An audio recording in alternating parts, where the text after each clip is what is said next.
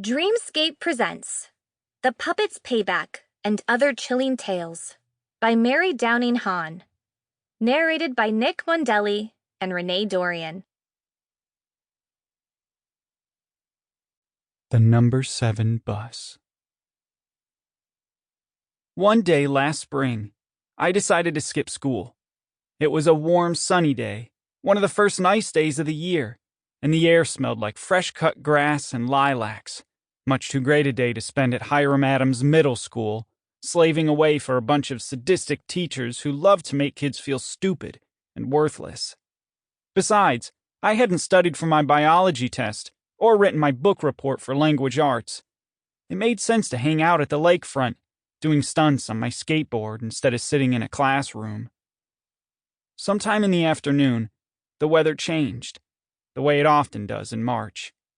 The sky darkened, the wind blew, and the rain came cutting through the air sideways, soaking me to the skin.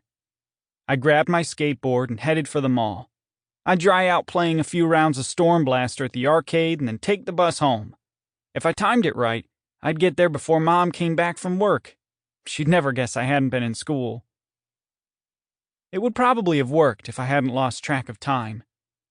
Once I start playing a game like Storm Blaster, I totally forget the rest of the world, especially if I'm on a winning streak. I'm in the game.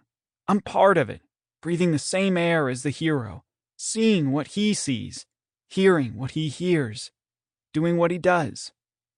Mom often said the world could end and I'd miss it completely. Anyway, the next thing I knew, 5 hours had vanished. It was 9:30 and the mall was closing. Now I was in for it. I hadn't called Mom, who would be a nervous wreck, and furious as well. On my way out of the arcade, I reached into my pocket for my phone. It wasn't where I usually kept it, so I checked every pocket twice before I remembered I'd left it at home, charging. What was I going to tell Mom? I'd gone to the library?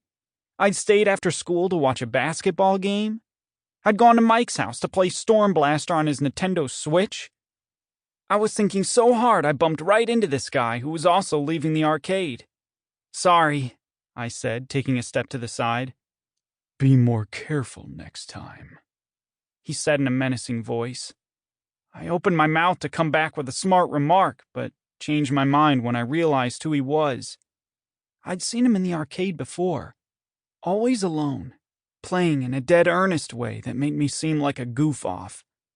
Strange looking, too. Tall and gaunt and ashy pale. Sample complete. Ready to continue?